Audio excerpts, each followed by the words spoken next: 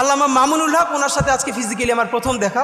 ওনাকে দেখে আমার যেই স্মৃতিটা মনে পড়ছে, ওনারও মনে আছে কিনা জানি না, কয়েক বছর আগেও মনে হয় 2 বছর আগে ওনাকে যখন জেলে নিয়ে আসলো, উনি জেলের যে জেলখানার যে গাড়ি, তো ওনার মাদ্রাসার জামিয়া রহমানিয়ার বেশ কিছু ছেলেরা খুব ভোরে সম্ভবত বোখারি শরীফ বুকে নিয়ে ওখানে লাইনে দাঁড়িয়েছিলেন, তারা তাদের উস্তাজের কাছে বোখারির সবক নিতে চান। তো উনি সেই জেলের গাড়ির মধ্য থেকে বলছেন, এই পড়া ছাড়বা না, এইভাবে পড়বা। আমি ভাবি আসলে এই যে মাদ্রাসার শিক্ষা, মাদ্রাসার শিক্ষক ছাত্র জুলুম, এ নিয়ে তো প্রচুর কথা বলি, কিন্তু সত্য কথা এই পরিবেশটা আসলে বোঝা যায় মানে রুহানিয়াত এমন জিনিস, মানুষ নিজের চেয়ে নিজের উস্তাদকে ভালোবাসতে পারে। এটা মনে হয় সম্ভবত খুব কাছ থেকে না বুঝলে আসলে না চিনলে মানুষ বুঝবে না। তো শিক্ষক উনি যখন বলছেন যে এরকম পড়তে শুরু করবা, পড়া ছাড়বা না, তখন সেই ছেলেগুলো বুকে বোখারি শরীফ জড়াই ধরে কাঁদতেছে রাস্তার মধ্যে।